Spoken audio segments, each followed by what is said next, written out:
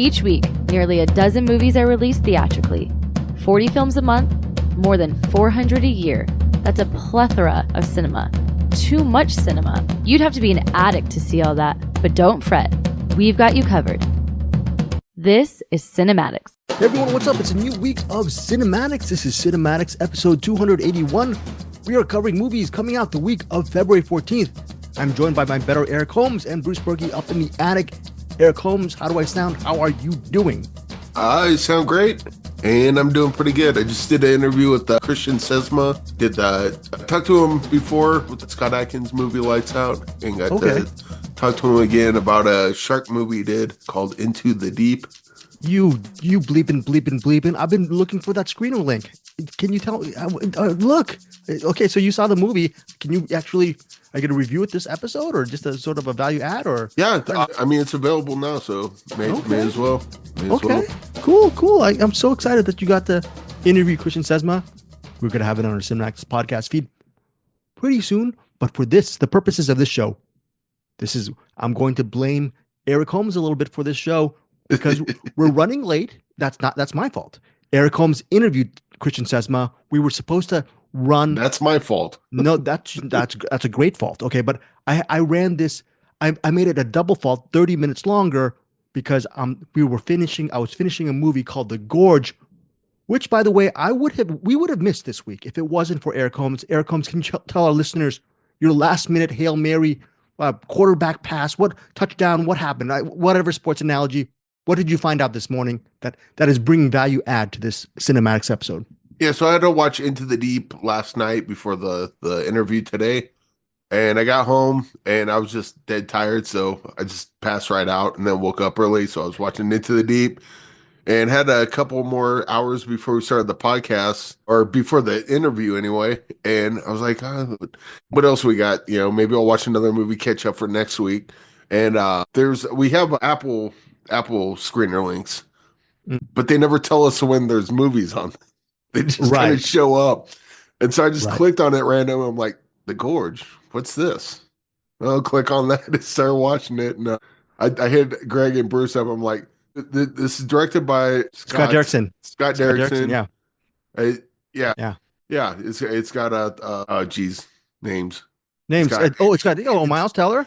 You got I forgot to take my Magic Mind today.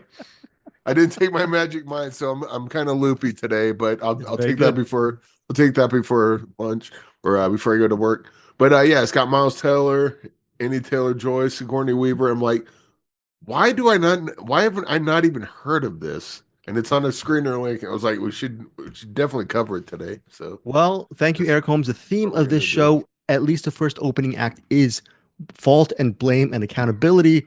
Eric Holmes mentioned Apple. Hey, they put stuff up for me, Bruce, and Eric to watch. Eric was saying, I'm paraphrasing, and it's true. The problem is it's half true because a lot of those Apple emails are sent to me.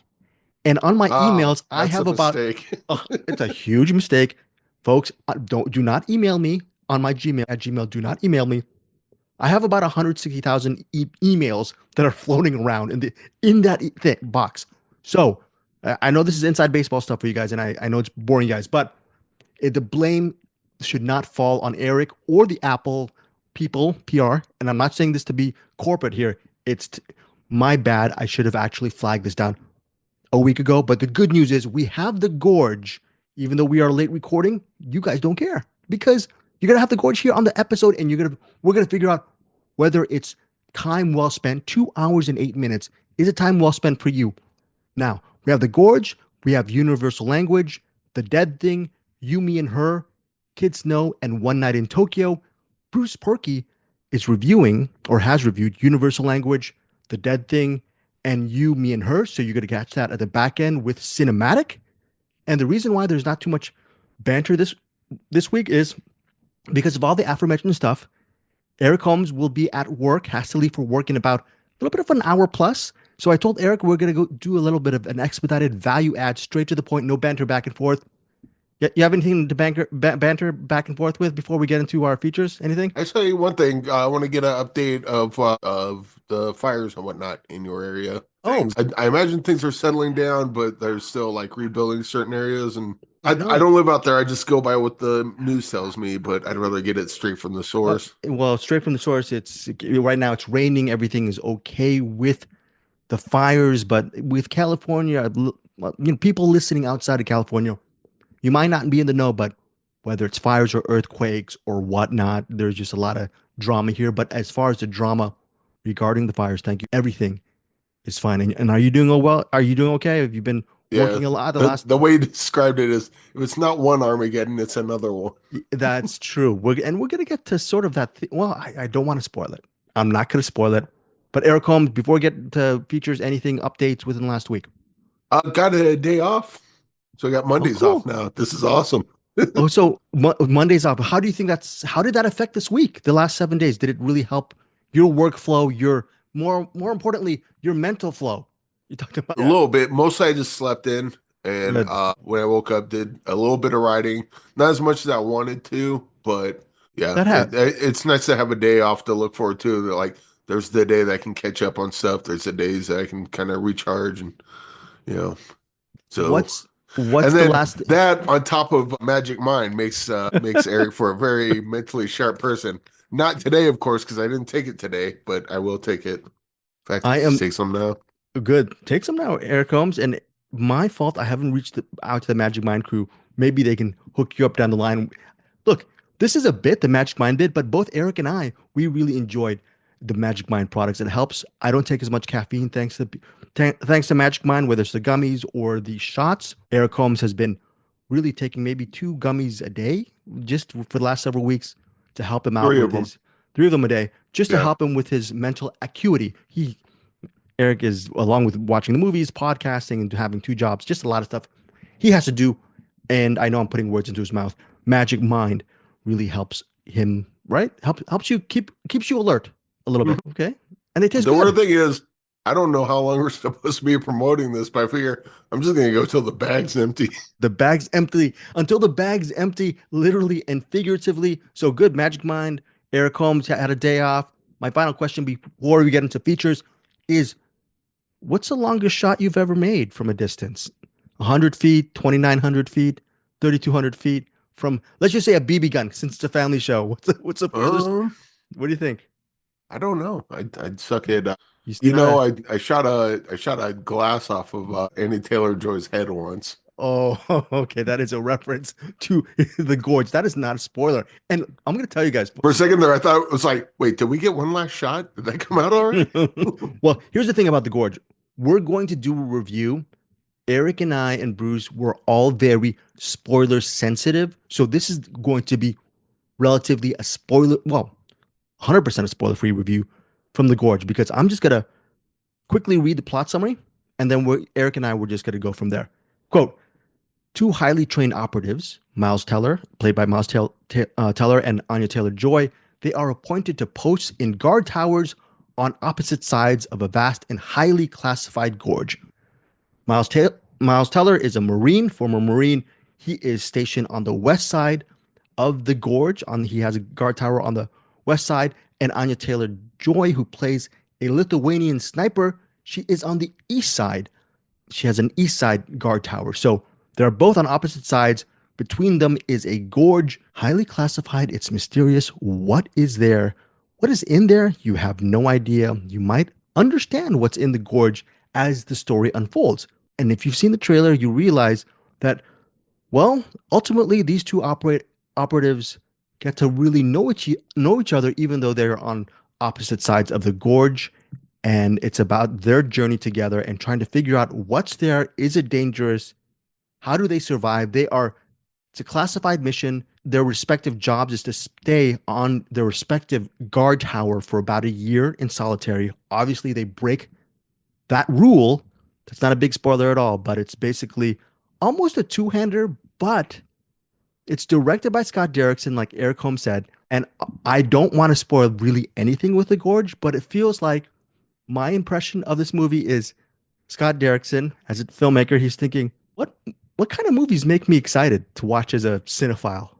I'm just going to put them all in the Gorge. I think this movie has so much in it, and I don't even know I don't even want to spoil it. It's just such an entertaining movie. Eric Holmes, please help me out. Add some color regarding this review for The Gorge.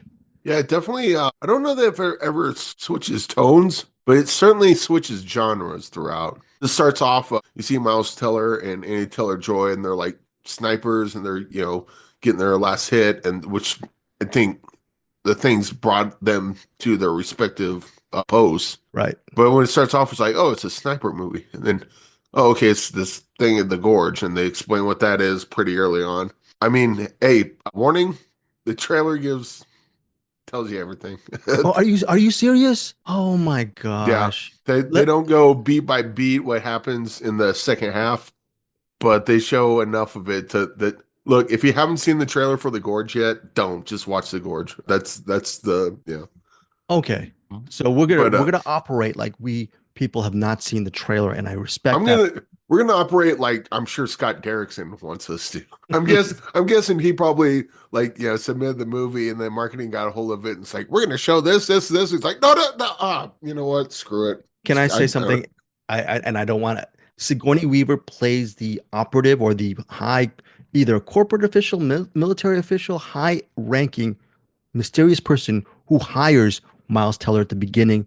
We also have to mention there is I forgot how to pronounce his name. He plays a military operative who shows Miles Teller's character the ropes, because the Derisu character, he has just finished his year-long solitary solitary job over at the West Guard Tower. So the opening act has a couple of characters, but for ultimately the rest of the movie, you get to really learn more about the characters of Miles Teller and Anya Taylor-Joy. Every single act of this movie surprised me.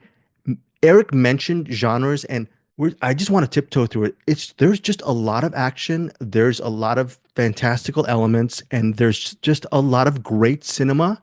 And Eric was mentioning in our chat that he wishes The Gorge was in theaters. And let me tell you, I don't know, Eric, if it's a good thing or a great thing. I think it's a great thing that Apple TV Plus has The Gorge under their umbrella.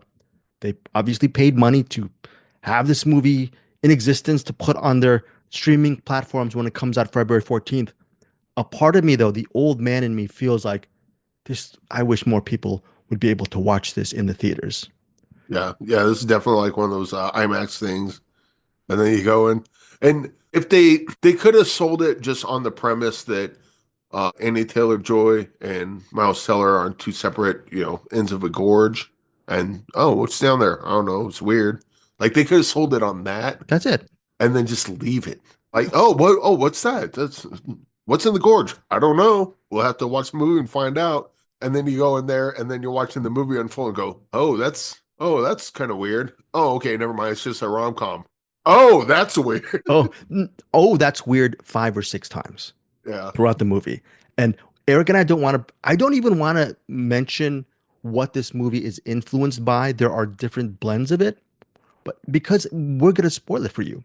I will say this, though, because Eric Holmes has not seen The Queen's Gambit with Anya Taylor-Joy. You're not a TV series watcher or miniseries watcher. There is a nice, cool chess scene between Miles Teller and Anya Taylor-Joy. I don't know if that was just sort of a reference to that whole meet cute is strange. That's a good because you don't see meet cute on like military towers across a mysterious gorge. There's some stuff that you do see that you've probably seen in other movies or other series, but it's cool to watch. I was just highly entertained by The Gorge. It's 2 hours and 8 minutes. I was fine with the length. I think they have great chemistry. Visually, this movie was breathtaking, and this is definitely a movie to watch again. I'm surprised, Eric. This movie was probably one of my biggest surprises this week. Am I overrating it? No. 5 stars. I love The Gorge. And I feel bad that we can't talk about the movie. Eric and I will do a very quick mini spoiler for our Patreon members, and we'll release that a week or two later over at our CinemAddicts YouTube channel for our spoiler section. But Eric, I love this movie so much. Eric, final thoughts and your rating on The Gorge. Yeah, I think it got it kind of lost a little steam towards the end. Although I did like the very end. Again, I'd have to compare it to another movie and spoil things, but the end got a little like, okay, let's start wrapping this up. But everything leading up to that was great. There's some cheese here and there, but I like cheese. Goes Mm. good on a sandwich, especially a cheeseburger like this. But yeah, I mean, I think this is pretty much like one of those kind of blockbuster movies, and judging it as a blockbuster is a pretty solid one. And I would probably go 3.5, 4. I'll go 4 just because the kind of the excitement. And I wish I hadn't seen because I only watched half. So I watched half the trailer just to see what it was, and then once I got the sense that they were saying too much, I turned it off. Mm. And then I watched the movie, and then I went back and watched the trailer because I was curious what all they showed. I'm like, oh yeah, that was totally the right move, shutting that off. This would actually probably be even better just going in blind, not knowing what it is. But Just know it I would be loved it a even lot. best if it was played in theaters. That it's a shame that it didn't. And I mean, it's cool that it's somewhere, that it's cool that it exists, but even Apple, it's like you have to have Apple TV TV, Plus, right? yeah, Apple TV I, Plus I subscription. wonder I wonder I should look this up if you can rent it like outside of that, like in case you I, don't have. that's interesting. Probably not. I'm probably not. It might be exclusive to the Apple TV Plus platform, maybe as of now, and then down the line, who knows? Maybe some kind of physical media release or some kind of digital That or would on be demand nice. or on demand release. But yeah, Friday, February 14th, Apple TV Plus. That is our first out of our six I movies would say at the covering very least, if you don't have Apple TV Plus, they usually do like one of those free trials or subscription whatever. trials. Yeah. Yeah, do that. Okay. This one would be worth it, and then you can watch The Instigators while you're in there. Yeah, right. Yeah, that's a very good movie as well. Very quickly, before we get into a couple more movies, there's a movie called Kid Snow. Here it comes out on theaters, digital, and on demand February 14th. Quote, set in a 1970s sweat-drenched world of tense boxing in outbreak Western Australia, Kid Snow is a film about breaking free from the cycle of loss and regret. Billy Howell, I don't know how to pronounce his name, Howle. He plays the titular character Kid Snow. Back in the day, he was a very talented boxer. Now he is a gimmicky boxer playing in this tent boxing. He's in a circus, and it's run by his older brother, played by Tom Bateman. They're just eking out a living in the outback in the 70s, 1970s, trying to scrape together an existence by going from town to town with their respective circus. Phoebe Tonkin plays a woman who joins their troupe as a beautiful woman who dances in skimpy fashion, and she draws in quite the crowd and quite the business within the circus. So that's another element of Kid Snow. But the main focus of it is there is either a there is a middleweight champion who challenges Kid Snow to a boxing match because years ago he fought Kid Snow and it was a very tough match. So now this middleweight wants to actually, I don't know, maybe 10 years later wants to challenge Kid Snow to prove to the world that he can beat this Kid Snow who was talented 10 years ago. The problem with Kid Snow, the lifestyle is a tragedy happened some 10 years ago regarding him and his older brother, their father. It was a car accident, and that trauma bleeds over to present day. So most of this movie is a drama about how Kid Snow tries to piece his life back together, as well as he develops a relationship with that young woman played by Phoebe Tonkin as well, and her son. So it's a really interesting relationship,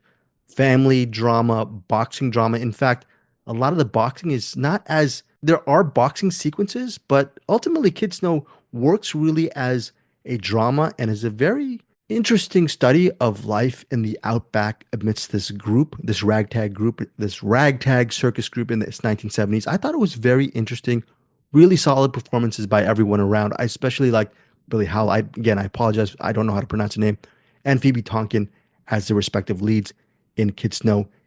It's worth a watch just for the performances and seeing a different style of boxing film. I don't think I've ever watched a boxing movie set in the outback Western Australia.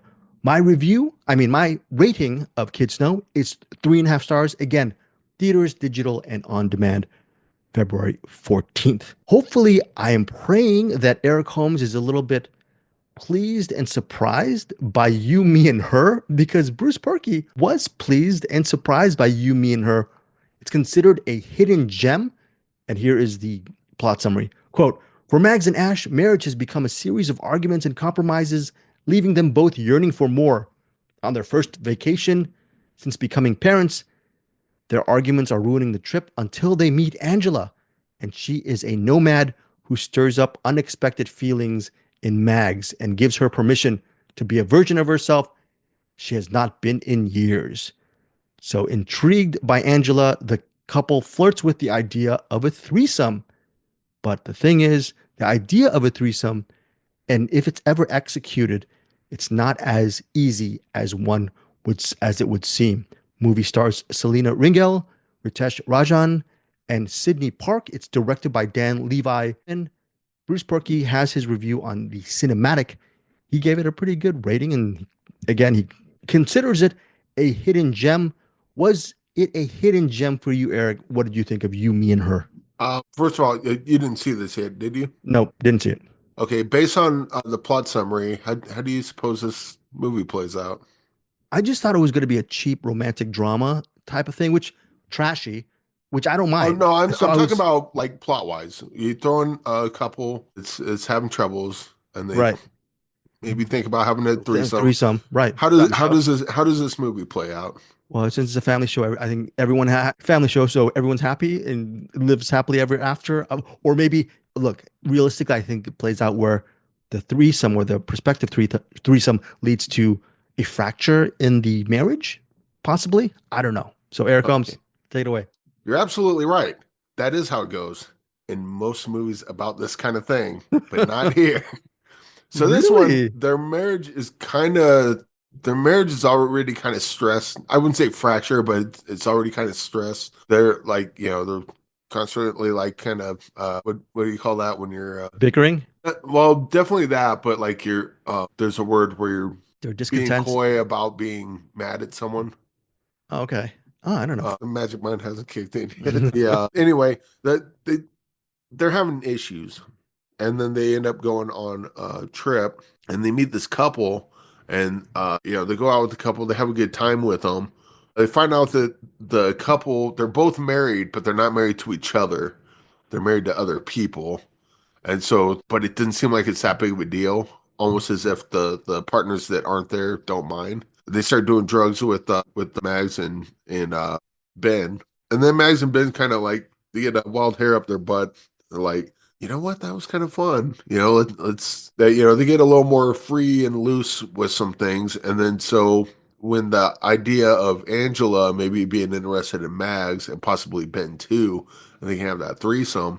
It's something they're looking forward to, and it's something they're pursuing. Not like, should we do this to save our marriage? It's more like Enhance it. it's more like hey, this would be awesome. And then Okay. they talked about like what if things go wrong? It's like, what could go wrong? This is gonna be freaking sweet. And the weird thing is that the threesome doesn't come up until like almost the end of the movie. Oh, all right. So you're following their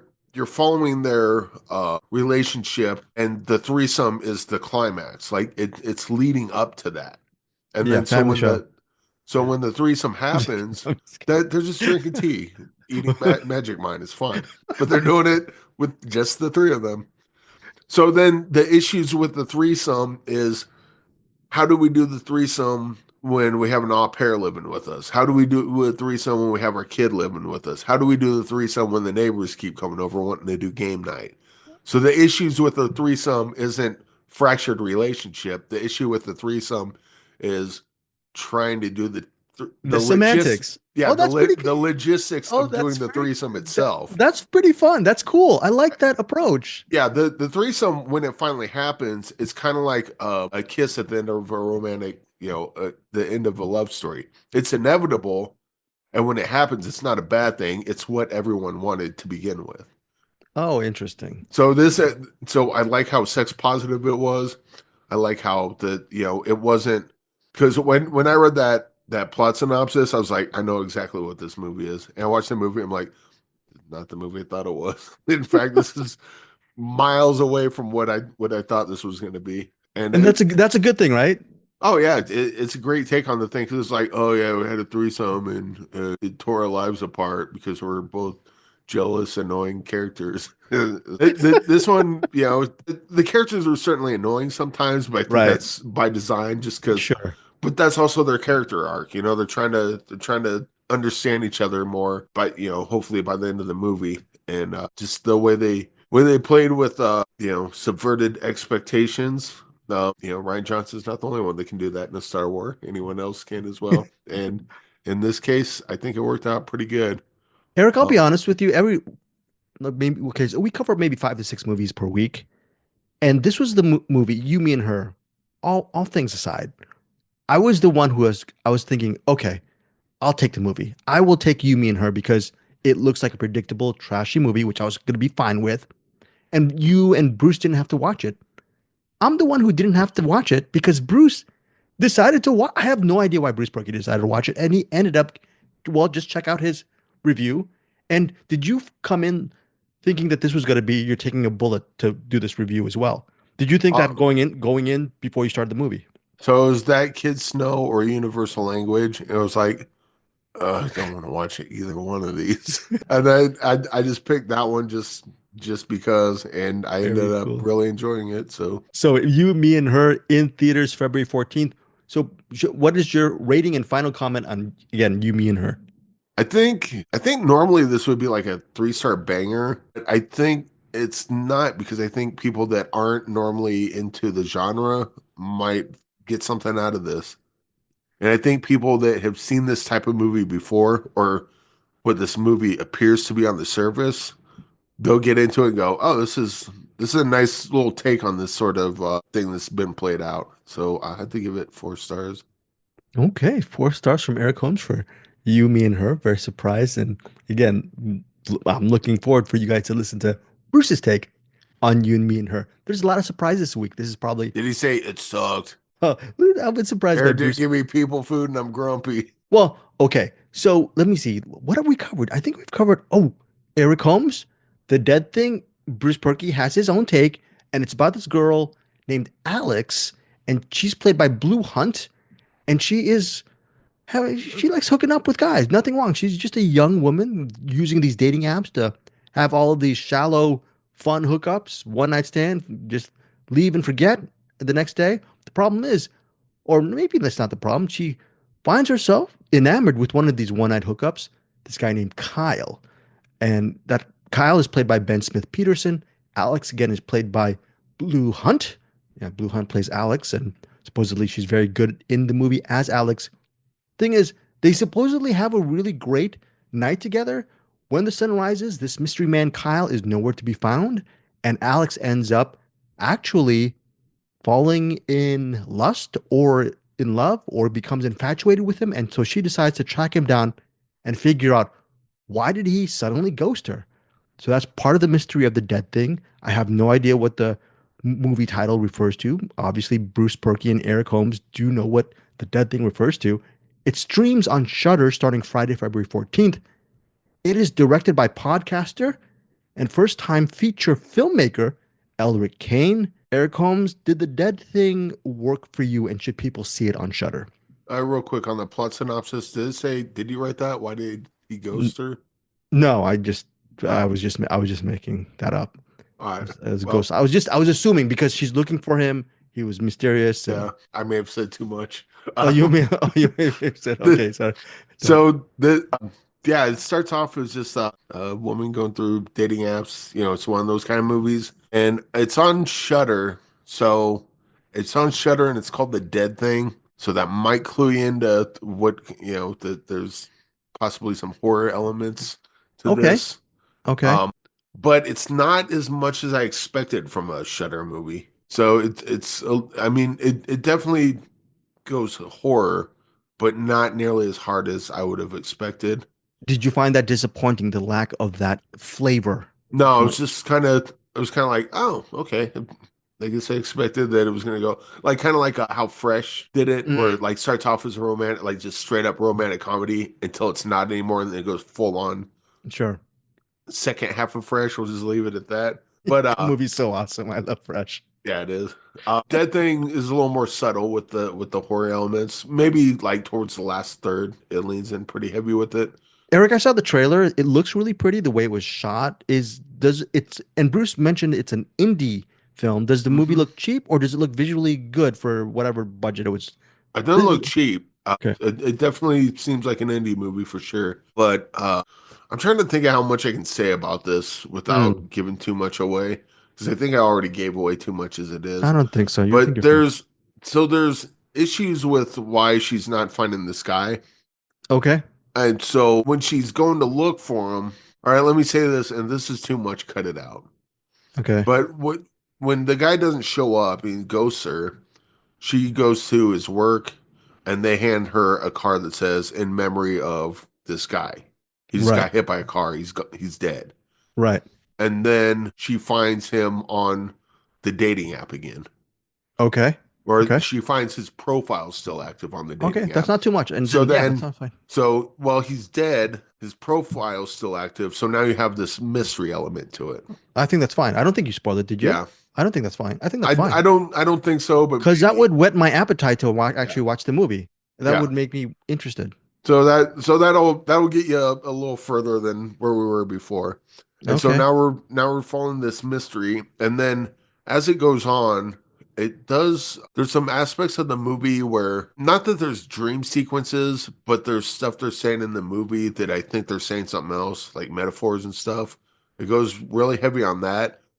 The problem is I don't know what it is they're trying to say with that.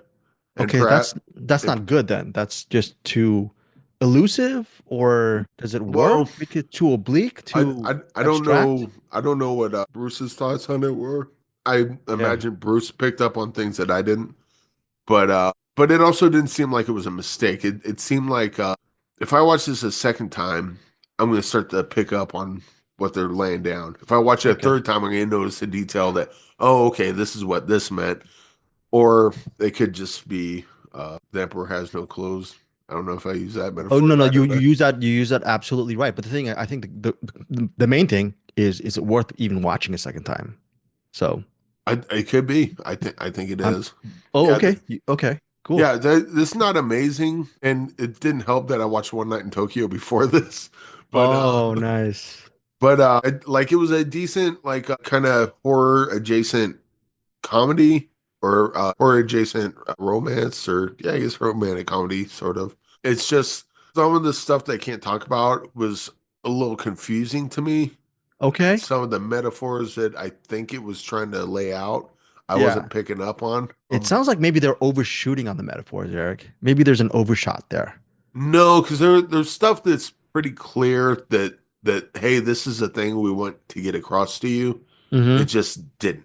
Okay. Yeah. And I gotta, like, well, there's one especially towards the end. Like I got some semblance that this was a lot about baggage, like emotional baggage that you take from one relationship to the next, Sure. and then maybe you even give that baggage to someone else, and then they carry it on Okay. further.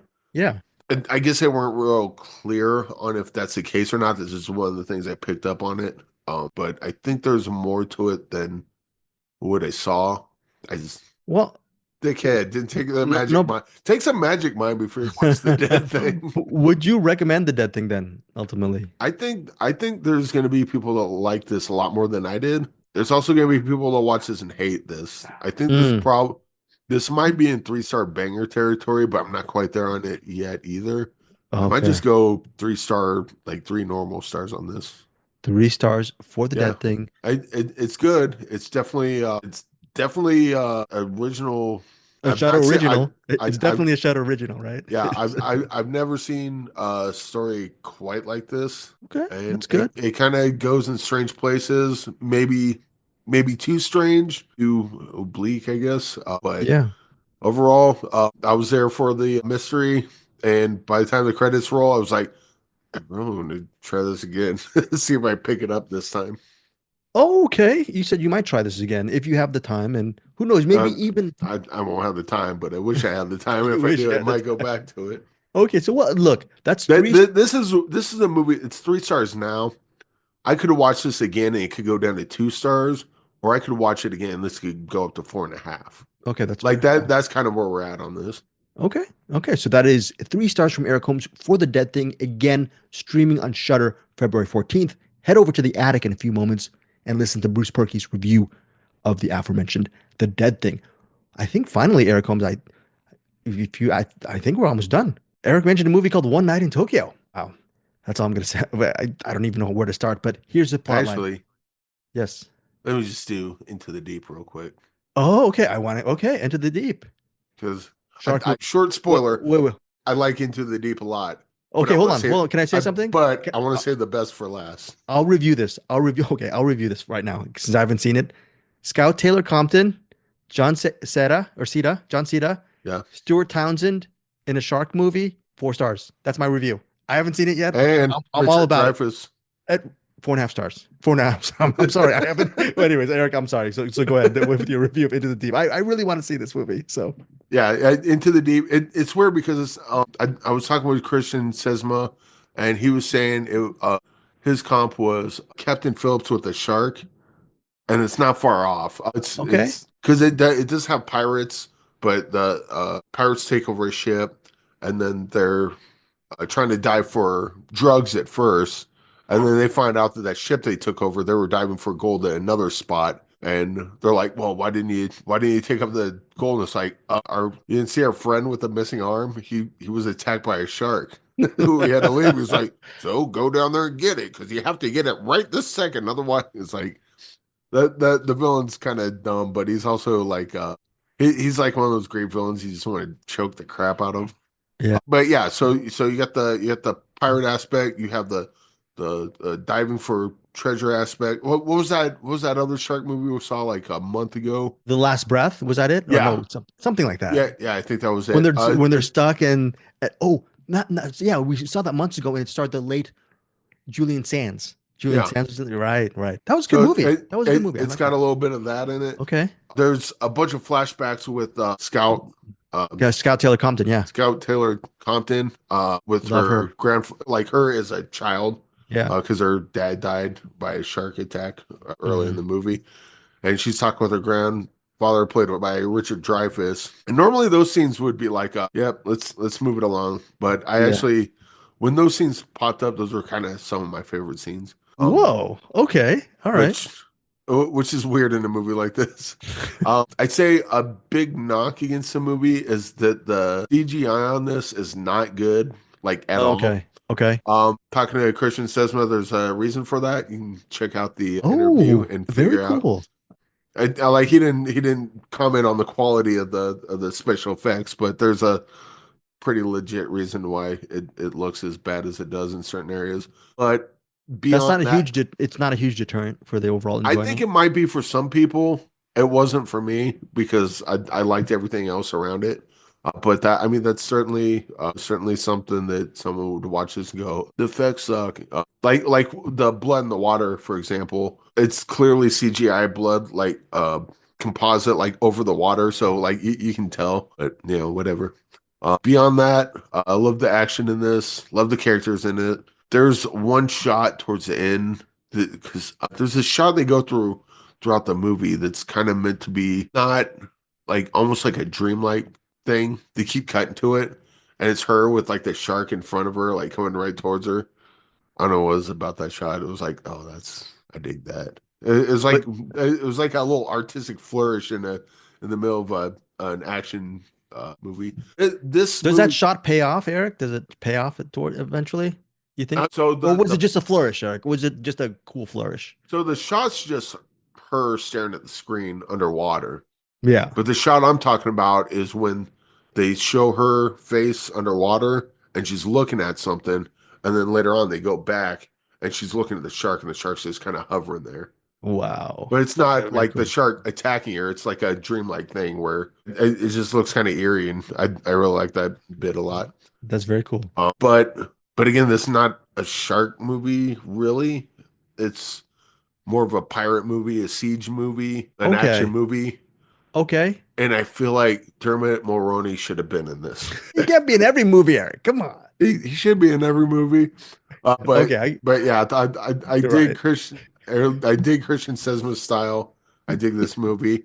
This one, I've tiptoed around the other movies, call them, are they 3-star bangers? Are they not? This one's 1,000% a 3-star banger. Yeah. Okay.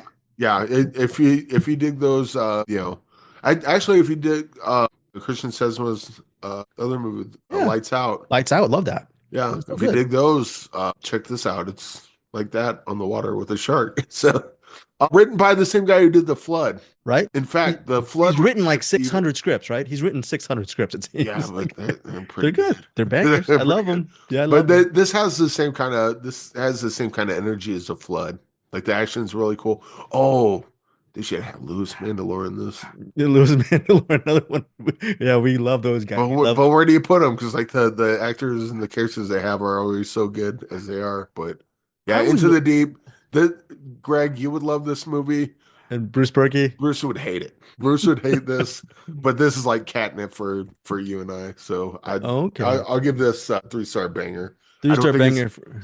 Yeah, it's not going to win over any people into the genre, and I'm not talking about the shark genre. I'm just talking about the genre That of we all love. the action bits. Right. But yeah, for me and Greg, this would be a 5-star. For Bruce and other people, probably be a 1-star. So that's why we invented the 3-star banger. Yeah, you just say Christian says, "Ma, I'm gonna watch the movie." Okay, Oh so yeah. right. I'm locked into I'm Team Sesma all the way. I am Team. But Sesame. whenever he makes something, it's like, I guess gotta watch it. It's probably gonna be awesome. Can I tell you something? Okay, I'm not gonna mention movies. Oh, I'm not gonna mention movies that come out every Friday. All right, movies that have $200 million behind them. Okay, Yeah. you put a Christian Sesma behind with a huge budget. The movie that it's gonna end up being, it's gonna be a lot better executed and a lot more fun than a lot of that studio stuff that comes out. I'm just saying. Well, yeah. I'm Also, just saying. if Christian Sesma had like $100 million budget, he wouldn't have to cheap out on the effects. That like the only reason that happened Right. was because of the constraints they had at the time. Exactly. It was something that landed on his lap. And it's like, oh crap! I guess we got to deal with this now. So well, You do the best you can with what you got. 100%. That's why movies like this go for me, and I'm sure you like. Yes, 100%. Movies like this get a little more of a pass than someone that's got the keys to the kingdom and they can Exactly. do whatever they want. Did you hear what Eric Holmes just said? When the new Captain America movie has like bad effects, it's like, dude, they spent $300 billion on it. Exactly. Everything should be pristine in that. Yeah. Listen to exactly what Eric Holmes said. Bruce Purkey over the attic. Give some of these Dermot Mulroney, Christian Louis Mandylor films a little bit of a break. Come on, Bruce. But also like beyond like giving them a pass over like certain constraints, they just have an energy to them. 100%.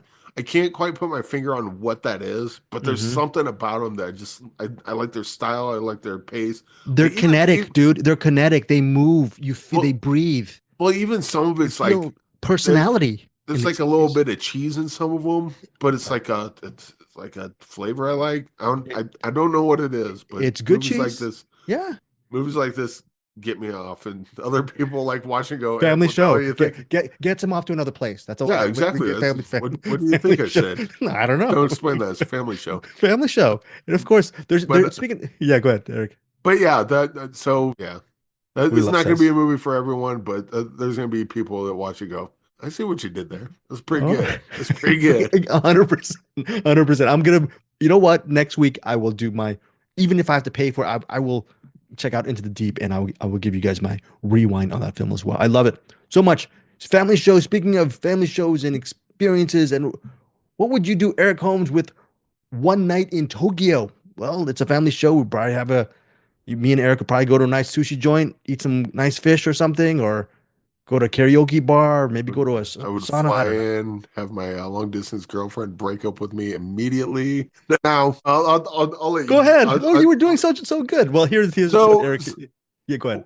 As soon as that happened, this is how quickly I had this movie's number.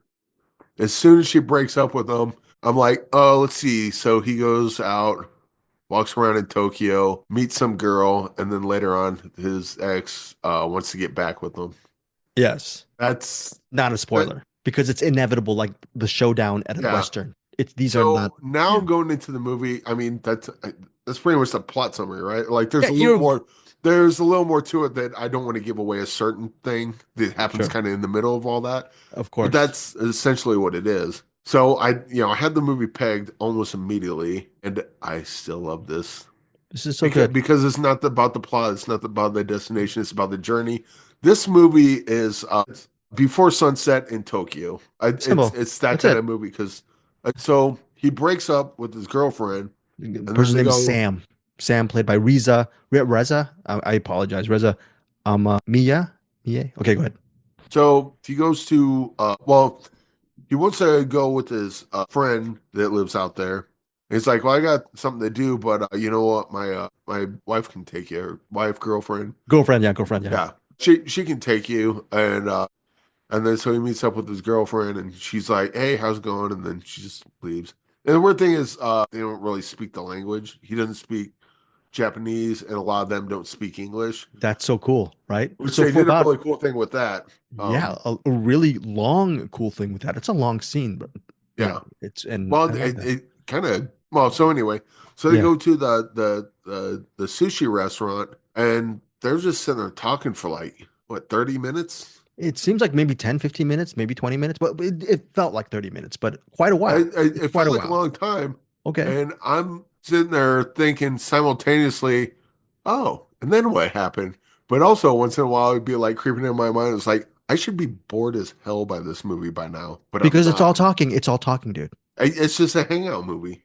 Hang out. And then when they finally leave, and then he ends up with Becca. No, not Becca. Ayaka. Yeah. That's the name of the yeah. When Played the by two of them are Purkey, hanging yeah. out, they're trying to a thing happens, and then they end up hanging out a little longer than they thought they would. And Well, let's just say also she doesn't speak English, he doesn't right. speak Japanese, and so he pulled. This was a cool thing they did. He pulls out his phone and he's got the translator on the phone. And so he's talking and then she's looking at the phone and then she'll respond and he looks at the phone and then he responds and she looks at the phone and then all of a sudden they're not paying attention to the phone anymore. And even at one point he just puts the phone in his pocket. Yes. So it's like I us can as the see. audience understand that realistically they would constantly be looking at the phone, but that's not cinematic. So he's just gonna put it in his pocket. Let's imagine the phone's there the whole time. We're not even gonna deal with that anymore. I Like love that. that was a great choice. That was cool. That is a life's too short. Let's just go on with the story kind of thing. And I thought that was cool. You know what? We know what we're doing. Audience understands it. We're moving on. Like in Valkyrie, they did that. Right. Tom Cruise is speaking German, and then the German fades into his normal English voice. So it's like the movie saying, look, we get it. They're speaking German, but we got actors from all over the place. So let's just all agree that they're going to speak in their normal voice, but we're going to pretend that they're speaking German. Yeah. And if you want to see that other movie that's like, yeah, audience are like, yeah, I can get behind that. Yeah. And if you're not behind it, then you can stop watching this movie. Yeah. Right? It's one of those things. I think that was cool. Yeah. But yeah, then the rest of the movie is just them hanging out, talking, and not much more to it than there, other than what I said, because eventually a couple things. They kind of start to like each other, and then the Becca's like, oh, maybe come back to me. It's one of these things where you don't. These are plot details that are not spoilers because, like Eric said, it's more of a hangout experience movie in Tokyo. Yeah. If you've never been to Tokyo, if you've never had one night in Tokyo, I think it'd be a great immersive experience for an indie film. This movie was shot on barely any kind of budget, but they did. The director / writer, Joshua Woodcock, does a great job with whatever funds he had for the movie. The actors, or Riza, I apologize, Emma Mie and Tokiko Kitagawa, they're great as the leads.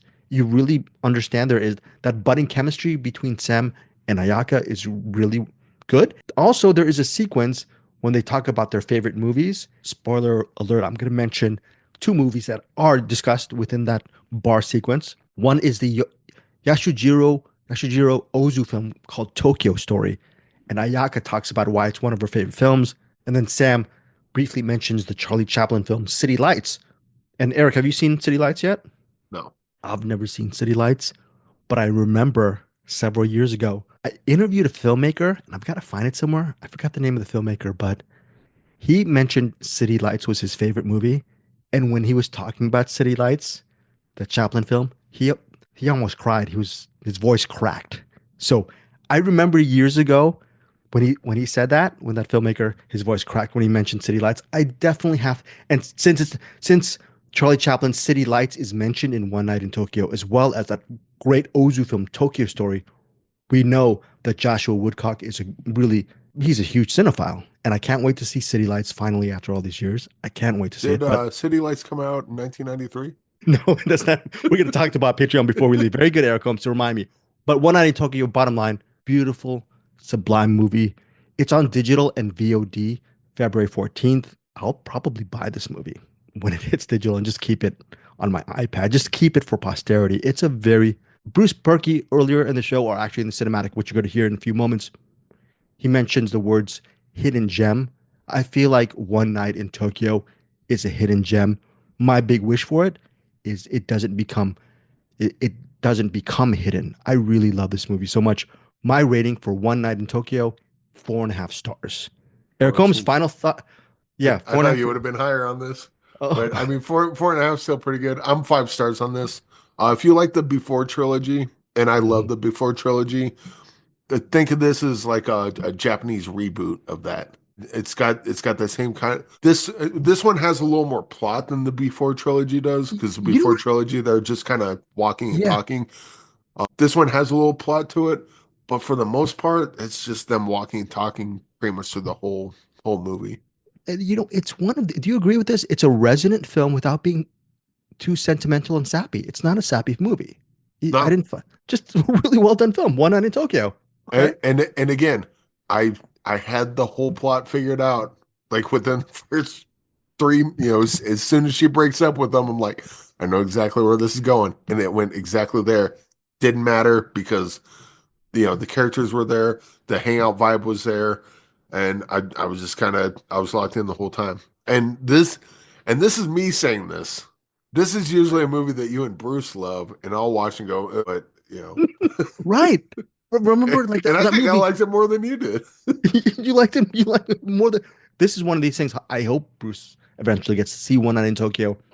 Eric Holmes, you and I are on the poverty scale of society. We're trying to scrape 2 nickels together, but I was thinking, if you and I were multimillionaires, would we throw some bones for One Night in Tokyo 2? Would we produce that movie, One Night in Tokyo 2? You know what made this movie better? What? If Dermot Mulroney was in it. If he just showed up somewhere. You love Dermot Mulroney. Hey, do you guys want a light blue icicle thing? Oh, there's blue icicles in this movie that, look, I can't wait to eat that one of these days. But yes, 5 stars for Eric Holmes, 4.5 stars for me. I am clamoring for One Night in Tokyo 2. If that never happens, One Night in Tokyo will suffice. Digital and VOD, February 14th. And thank you, Eric Holmes.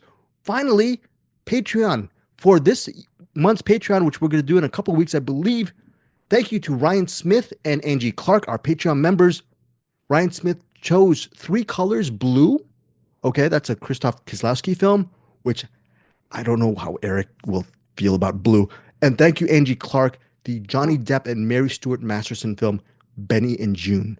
So Blue and Benny and June are our Patreon picks for the month of February 2025. We are spotlighting the year 1993.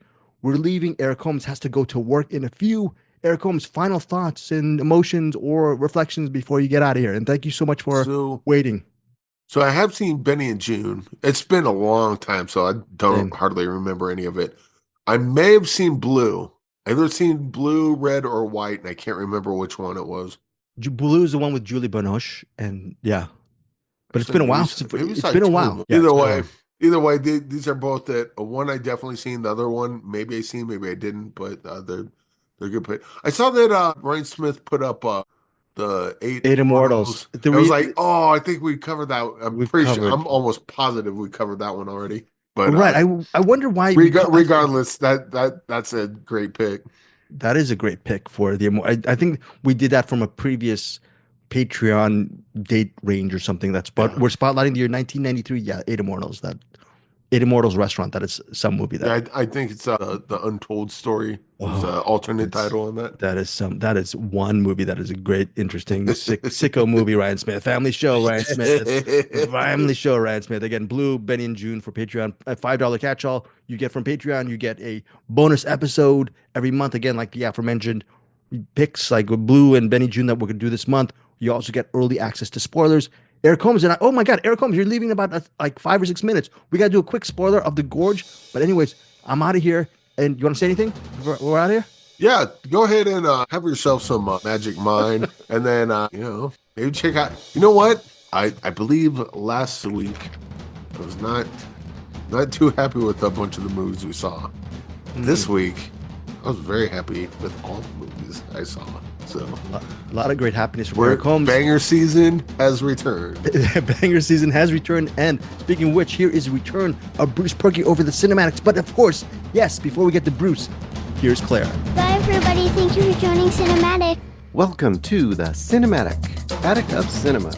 This is, oh my gosh, this is my third try.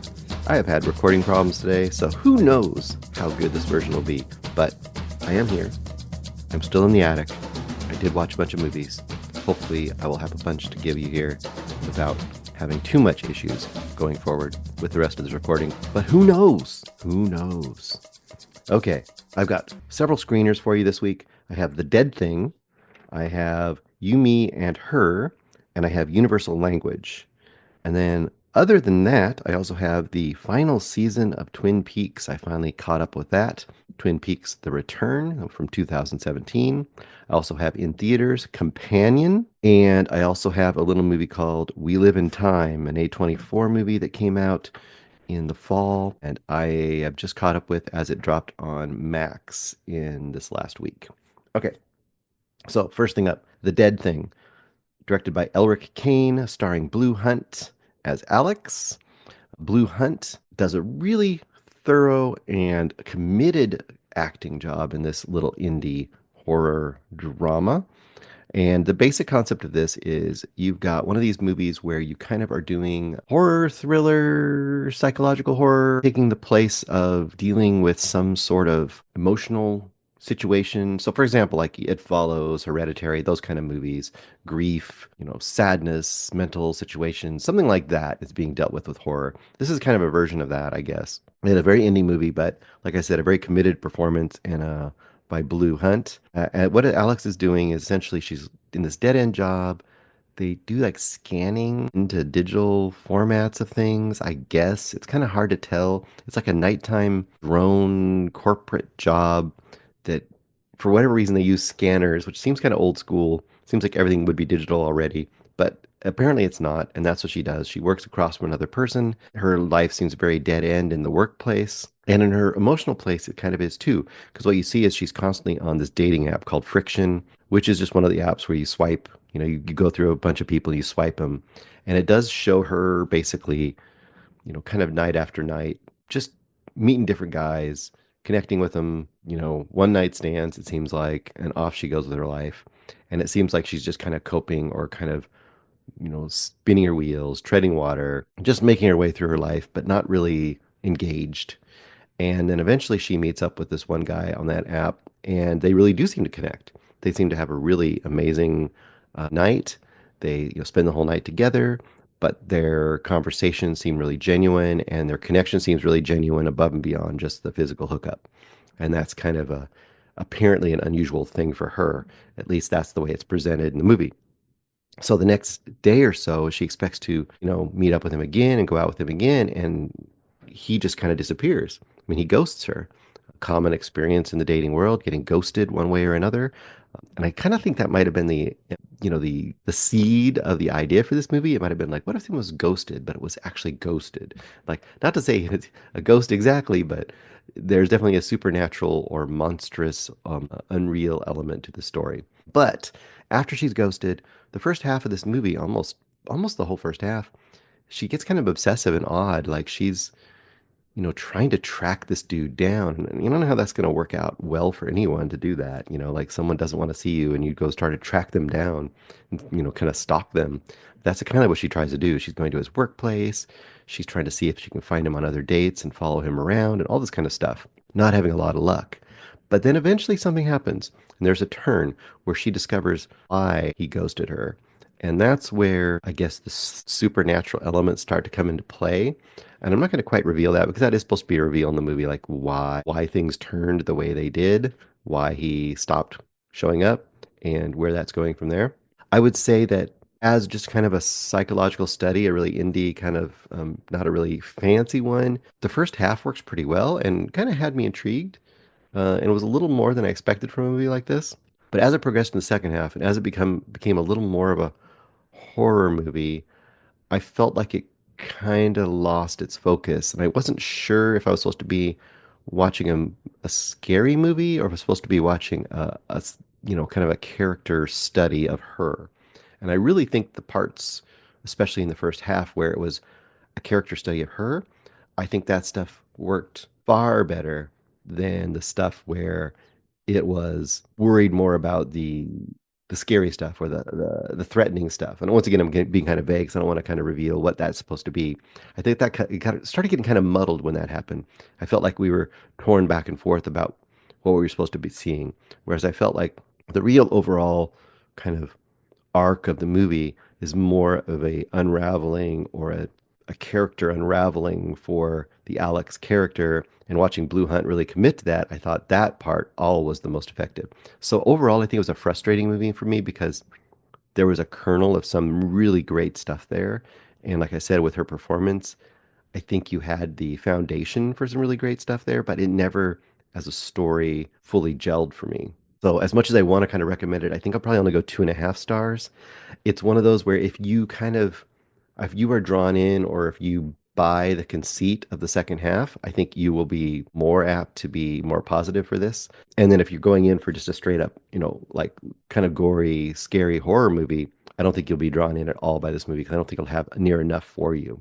So 2.5, I think for me is a fair review of this. I wish I could recommend it more, but I would say Blue Hunt is great. So once again, I'll put a call out to her. Get her some better, a little bit better script, a little bit better roles, and I think she could do some great stuff. Okay, next up, I got Universal Language by Matthew Rankin.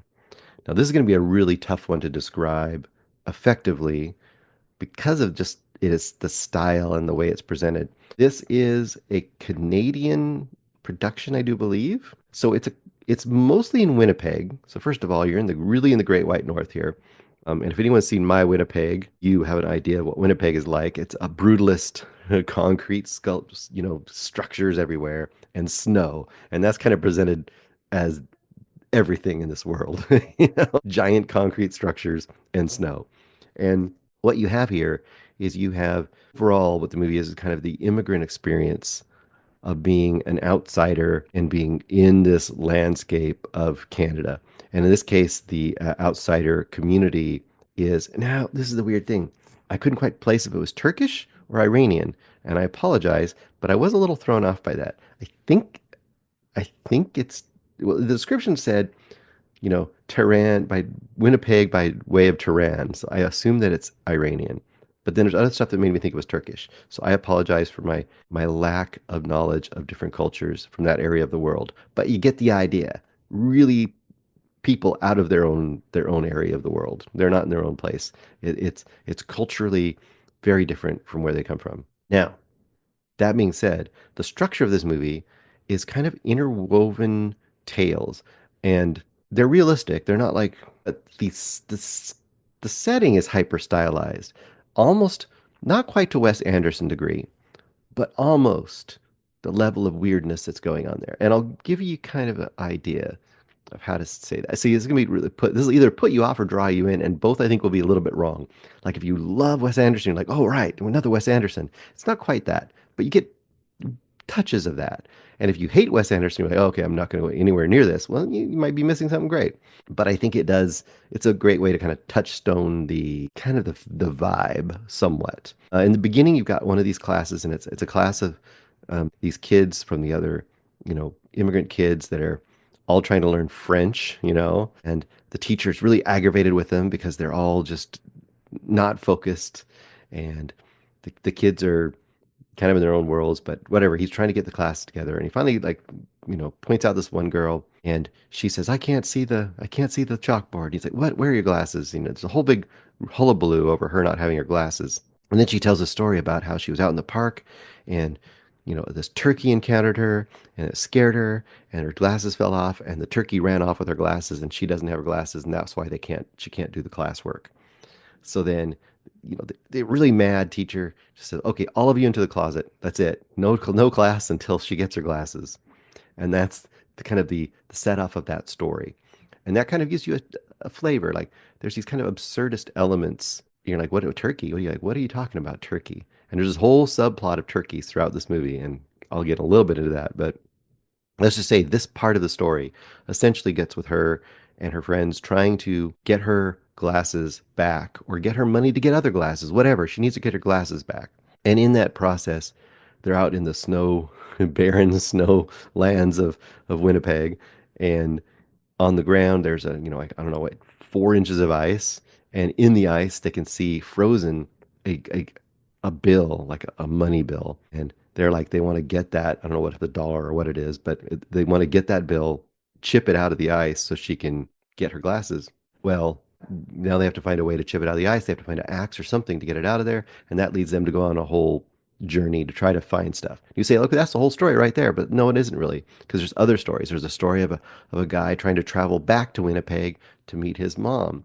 And in that process, he's on a bus with a turkey and a bunch of other people. And these are like actual full live turkeys.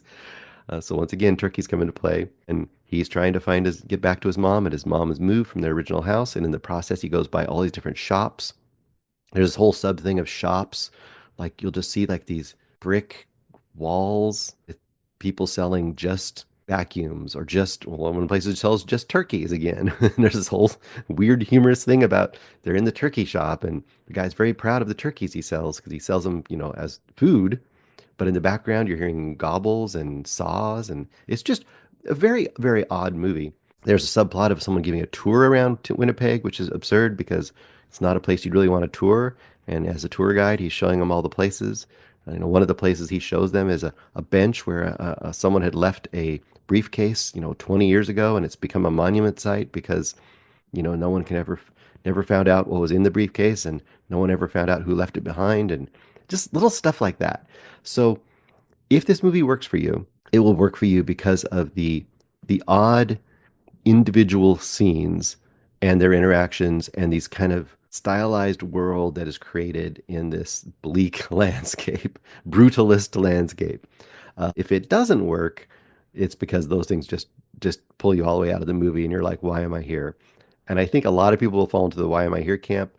But I think for some people, like myself, you're going to be surprised and actually find you are drawn into this movie.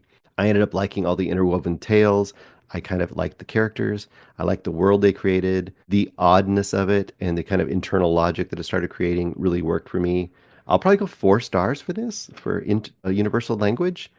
I think this will be a real hidden gem for some people.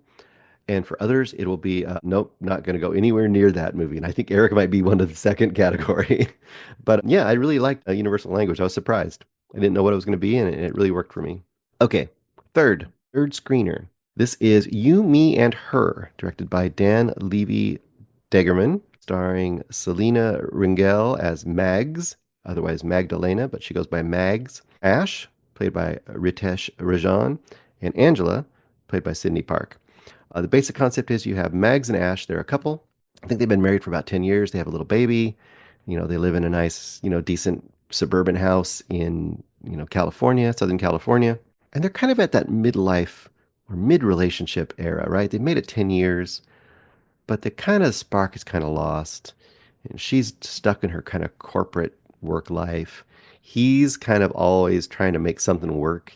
And what I mean by making something work is like, he's got this whole weed seed selling deal that's supposed to, eventually you get his own little like kind of entrepreneurial business off the ground. But you kind of get the idea that she kind of feels like he's just kind of a failure and hasn't done anything with his life. And, he kind of gets the feeling that she's like, kind of powerful and not taking into account his life. And you know what I mean? Like there's a little level of disconnect going on there. Like they're kind of growing stale in their relationship. And in the midst of that, he gets, a windfall. He's made a big sale. It's a $20,000, something like that. He's made a big sale, and to celebrate, he's bought her a vacation in Mexico in a cool resort and just kind of this funky little area, but a really, really, really nice room. And they're excited. And off they go. They're going to re-spark their relationship. And they get down there, and they're meeting crazy couples that are passionate and maybe not quite their thing, but like, hey, this could be us. This what happened when we used to be like this. And that's kind of the way it's being presented, right? This is their chance to kind of to regain this aspect of their lives that they had lost. And then off they go together. Eventually, after meeting a few people that didn't quite work for them, they didn't really connect with these other people, or they're not really connecting with each other either. She goes out one morning to do yoga on the beach, and the yoga instructor is a woman who shows a little more interest than a normal yoga instructor to Mags. And she's even complimenting Mags on her body and all this kind of stuff. And you're kind of get the feeling like Mags is like, whoa, this is weird. And why am I kind of sparked up by this? And she starts to have thoughts like, let's talk with this lady. And they eventually do talk with the lady. They kind of have like a quote date sort of with her. And of course, he's excited. He's like, oh my gosh, my fantasy of having a threesome, it's going to happen. This is it. And then she's kind of like, what am I doing here? This is a side of me I didn't think I had. So it's kind of presented at first like this is going to be a bumbling, like, will they, won't they kind of a thing. Are they going to have this crazy event down here in this vacation? And then it kind of just doesn't happen. And this is about halfway, third to halfway through the movie, and even though they don't quite end up having this connection that they thought they were going to have with this woman, it sparks them on the rest of their trip. So on the rest of their trip, they're making passionate love every night, and then off they're done with their trip and they're going back to work, back to home, back to work, and kind of back to their own lives. It's like, well, okay, that was a kind of a possibility. That was kind of a crazy experience, but I guess that's it. We're back to where we were. A chance comes for them to possibly reconnect with that woman back in their home base. And that's kind of the rest of the movie. Will they or won't they back in their home base? And what is this going to mean for their life? And what is this going to mean for their relationship? I was actually pleasantly surprised by this movie. I'm not saying it's going to blow you away. It's not the most complex relationship movie you've ever seen, but I expected this to be a real low rent, like sex comedy. But as it progresses, it didn't go exactly where I expected it to go. And it was a lot more mature about relationships than I expected it to be. And kind of a lot more like sweet in a lot of ways. Now, I wouldn't say the couple are the most engaging people. I think that was a little bit of a drawback. And not saying the actors weren't. The actors had some great chemistry, but I felt the couple was almost like just too normal, too average. They almost didn't have enough interest for him. But to to the movies, it's good to say for the movie that it didn't try too hard to make them too quirky either. It let them be kind of normal. So I will kind of give it credit for that as well. I'm torn on this one. I'm definitely going to go at least a light recommend on this one. I was going to go 3. I might go 3.5. I really like the characters and I cared for them. And I really like the direction the movie went. And I think that the final half of this movie so could have been a goofy sex comedy and so was different than that. And really let both characters not be just types and really let both characters kind of being a little bit flawed humans that are just trying to figure out how to keep going with their relationship and in their lives. So I really kind of appreciated this as kind of a hidden gem. So 3.5 stars for you, me, and her. This is one to, kind of to keep an eye out for. Okay, off to some movies that are not screeners that I saw this week. Let's do this pretty quick. We Live in Time, directed by John Crowley, starring, this is the biggest thing. Everyone's probably, if you've seen a poster, you know who's in it. Andrew Garfield as Tobias and Florence Pugh as Almut. Almut, A-L-M-U-T, Almut. This is on Max right now. It just dropped last week. The thing I knew about this movie wasn't much. I knew it was supposed to be very weepy. I knew that Florence Pugh's character is supposed to be dying. Not a surprise. This is kind of a selling point for this movie. It's supposed to be dying, and I knew that everyone is expected to cry a lot. I think they even gave out branded tissues for We Live in Time when this movie came out at the screeners or when they did the special screenings or whatever for it. So I expected a very sad, movie. That is the biggest surprise of this movie. It is not a very sad movie, I don't think. Now, I could see people crying a lot in this movie, but honestly, I think this movie is more of a life-affirming kind of here's the point of view I would take for this movie. For We Live in Time, I think it's more of a movie about like how do you make the most out of the moments you have in your life, right? So obviously, her character is going to be short-lived. Let's just get to the crux of it, right? Young couple. This movie is about how they kind of deal with, she gets a cancer diagnosis, she has remission, and then she may be getting it may be coming back to her. Either way you look at it, her prognosis is not necessarily very good. Like she doesn't maybe have a long time to live. So the movie is going to be like dealing with how does she deal and how do they as a couple deal with the fact that they may only have so much time. And then within that, the structure of the movie is jumping around in their relationship. So you'll see probably 4 or 5 different time periods intermixed, so intercut. So you'll be, oh, we're in the time when she was pregnant. Oh, we're in the time when they were just first met. Oh, we're in back in the time after or when she's in the middle of her treatment. Oh, we're in the time, you know what I mean? So you will jump around in time. It's probably part of the title. You'll jump around in time, and eventually you'll start to understand what each of these time periods are and how they interweave and how they kind of inform the other time periods that you're watching. So that's kind of the structure piece, right? And to me, the way it ended up working is it almost worked like this. Like if you are done with a relationship or you've lost a person or someone's gone out of your life, what are the things you remember that really impact you? And a lot of times those aren't necessarily the biggest quote moments in your life. They're not maybe the moment you got married. It might be the moment you had this one night that was just great. And it wasn't anything even special if you looked at it on paper, but it was special because it was a moment where you guys really connected and had this awesome experience. Maybe something just silly that you remember. So I feel like it kind of gives you that feeling, like those moments that all of a sudden, if you were to look back, that's the stuff that really meant something to you. And if you'll cry, that'll probably be the reason you'll cry. It's not because it's sitting and constantly moping. It's not a mopey movie. There may be wistful, it may be hopeful, but it doesn't really, it doesn't wallow. So I just want to kind of put that to people because I think people might be avoiding this. And I kind of avoided it somewhat degree for that too. Might be avoiding it because they're thinking, oh, I'm just going to be, oh, it's going to be this depressed fest the whole time. It is not that at all. I would say it's a very little of that in the movie. Now, on the very positive side, not a surprise, Florence Pugh is luminous, fantastic, glorious. If you like Florence Pugh, you will still like her after this movie for sure. Andrew Garfield is really great too, and I think he's come into his own in the last few years. People kind of realize he's pretty fantastic. Their chemistry is beautiful in this, and is what you need in a movie like this, where it's 90% their relationship. This movie is way funnier and way more lighthearted than you would expect. If there's any knock on this movie, is to some degree it's high melodrama and high schmaltz, and I'm okay with that. But you need to go in knowing that this is not realistic. And what I'm saying by not realistic is, these aren't just like everyday. They're played. They're played so well. They're acted so well that it seems very genuine. But if you step back for a second and think about it, it doesn't really play as real life. And what I mean by that is, all right, she's a Michelin star chef that he just meet cutes because he's getting divorced from his first wife and he's walking along the road in a bathrobe and trying to get the divorce papers signed, and he gets hit by her car. That's their meet cute. Okay, that's not very realistic. Oh, on top of being a Michelin star chef, she's also a world-class figure skater. Okay, I guess that could happen.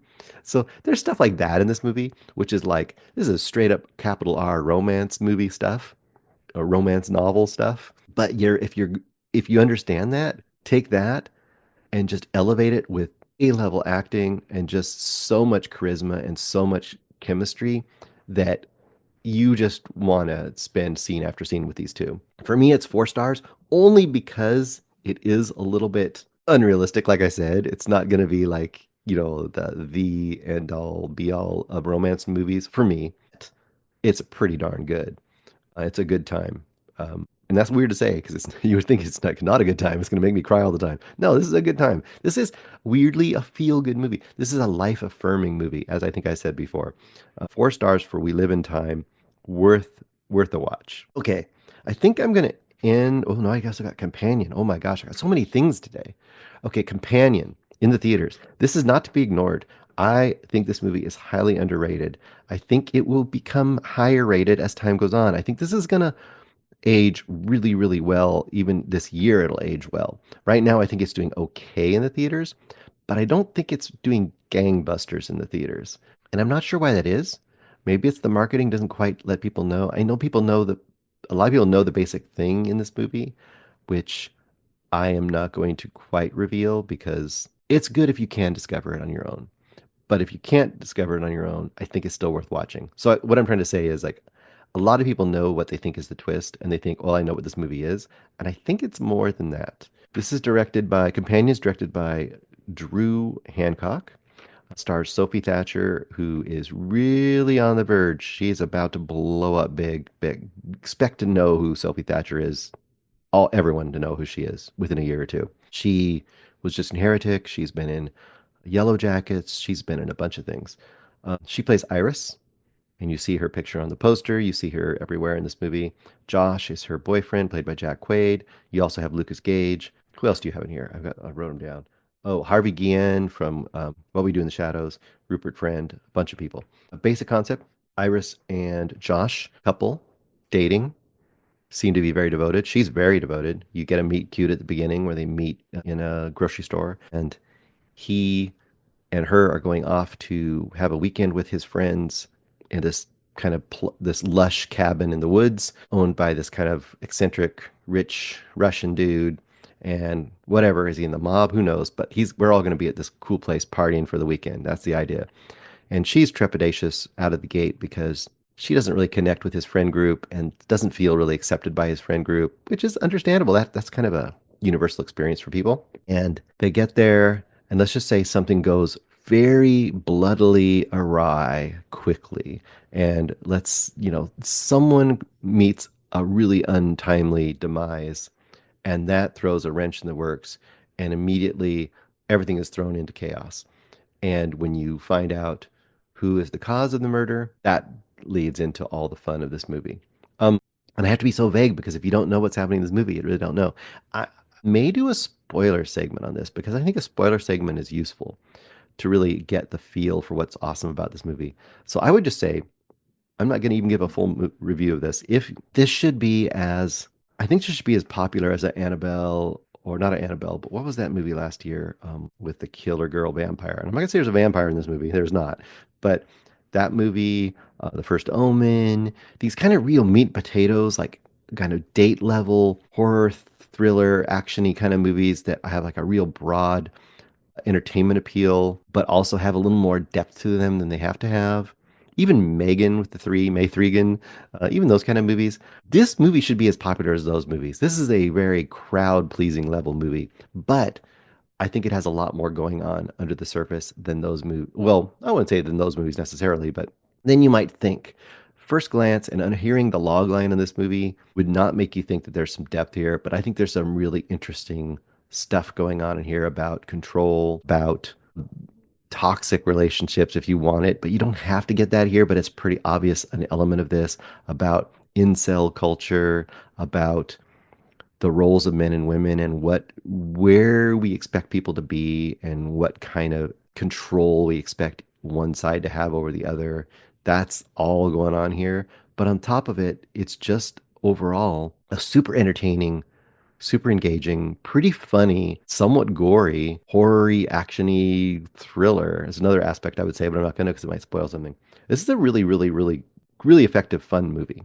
So I would highly recommend if you get a chance and you want to go check out something fun in the movie theaters, it's not going to be like a super A24 enigmatic slow burn. You want something that's not a slow burn. You want something that's just going to like hit the ground running and give you some entertainment value. I think Companion is a really great choice. And if you want to think about it a little bit later and get the deeper levels, it's there for you if you want it. 4.5 for me on this movie. Definitely a surprise that I liked it as much as I did. I think this movie is going to gain a lot of love over the year, and I think will end up being one of the favorite genre movies from this year when all is said and done. Like I said, I think I'm going to do a spoiler as well, so we can get that on the Patreon, and I can talk a little more depth about what's going on in this movie.